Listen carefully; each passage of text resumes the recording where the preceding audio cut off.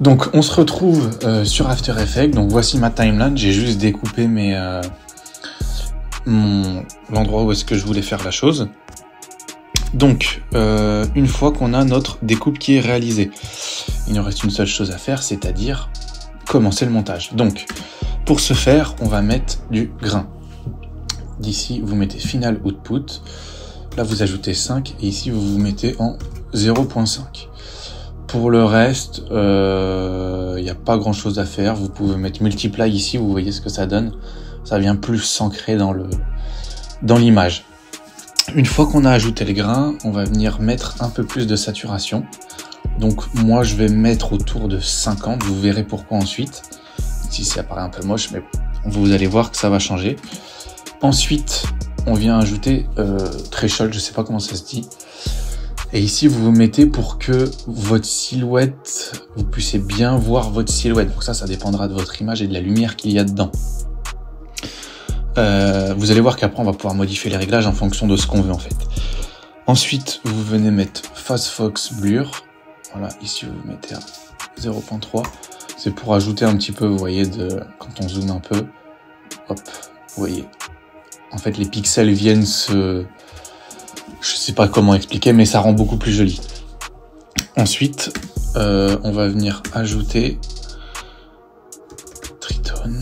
Et là, c'est là que maintenant vous allez pouvoir gérer votre effet. Donc moi, je veux quelque chose de plutôt rose. Donc, je vais mettre comme ça pour les hautes lumières. Et pour le reste, je vais me mettre comme ça. Donc là, vous voyez, en fait c'est nous qui gérons ce qu'on veut. Si j'avais voulu mettre du bleu, je mets du bleu, une autre couleur. Bon, moi je veux du rose, ça va plus avec le thème d'aujourd'hui. Mais voilà ce que ça donne. Et en fait, pourquoi je vous disais que tout à l'heure, c'est là qu'on allait pouvoir tout gérer. Voilà. Donc là, vous voyez, et pareil avec la saturation, en fait, plus vous saturez, vous voyez ce que ça change en fait. Donc là, il nous reste un seul dernier effet qui va venir changer beaucoup de choses sur notre effet, et c'est du Deep Glow. Donc si vous n'avez pas Deep Glow, il faut mettre juste Glow de After Effects, mais le Deep Glow est très très bien.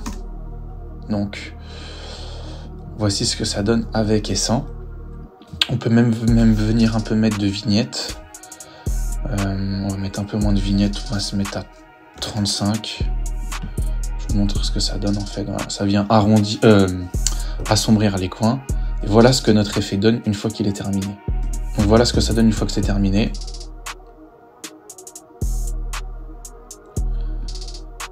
Donc c'est un effet vachement sympa. Une fois qu'on a terminé ça, on peut venir mettre un ajustement avec une transition.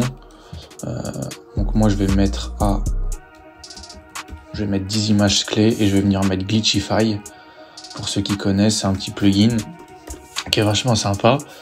Là, je mets directement une image clé. Ici, je me remets à 0. Ici, je me remets à 0.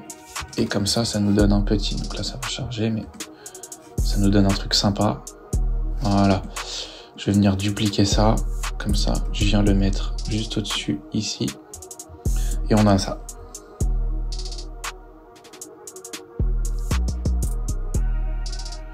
Voilà, c'est vachement sympa. Si on veut que ce soit un peu plus dynamique, on peut venir le mettre sur une seule fréquence, enfin sur une seule partie de la vidéo, je vous montre. Comme ça, c'est plus dynamique.